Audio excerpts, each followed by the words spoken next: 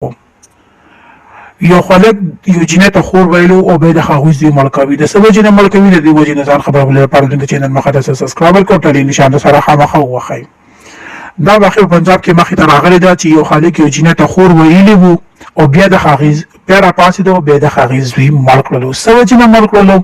وجه یې دغه وه چې ده د دغې ښځې وړه خور خوښه وه او ده ورته ویلي دي چې د ما تاسو ټولې خویندې دغې وجې نه به دا دوی کره کوله تلو راتلو او دوی کره دوی ټول کارونه به یې کول. ده یو ورځ دغې ښځې ته وویل چې کومې ته یې خور ویلې وه هغې ته ویلې چې زه ستا خور سره واده کول غواړم دا زما خوښه ده.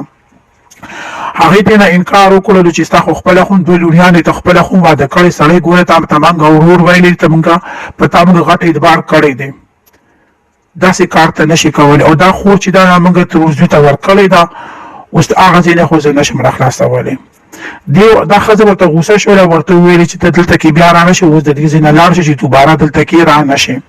دغې سړي ته غوسه ورغلله او د دغې ښځې ورکوټې زوی ځان سره بهر ته بوتللو او موپلر یې ورته په مړی کې واچولو او مړ یې کړو بیا یو خالي پلاټ کې وغورځولو.